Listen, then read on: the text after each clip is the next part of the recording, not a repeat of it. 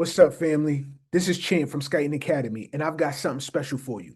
We just released .Connect 117, Freedom Ain't Given, It's Built, featuring Chris Gotti, the co-founder of Murder Eating Records. In this interview, Chris opens up about building an empire, going toe-to-toe with the feds, and what true freedom really looks like when everything's on the line. But this time, we didn't just upload it to a regular platform. We released it on Share, formerly known as Formless.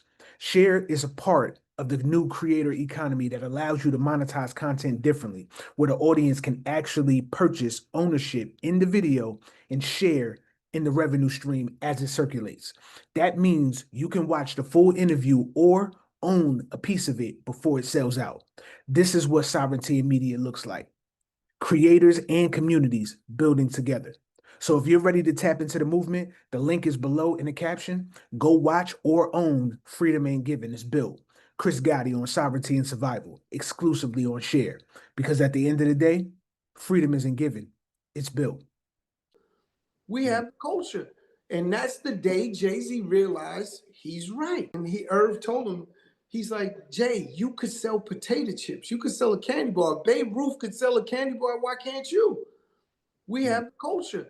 And that's the day Jay-Z realized he's right. It could sell anything. Let's go see what this is. So when he goes down to see what David Stern wanted, David Stern had no clue who Jay-Z was, number one.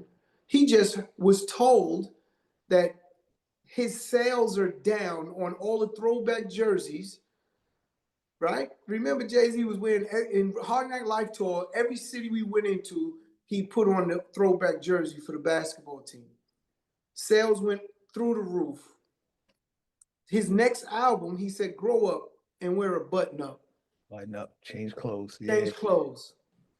And the sales went down over 4,000%. And David Stern had no knowledge of why, but someone told him they believe it's Jay-Z. So he had Jay-Z come to his office and told him. And he said, I'll pay you to put the throwbacks on. And Jay-Z said, you can't pay me. I don't want that. I'm not doing that.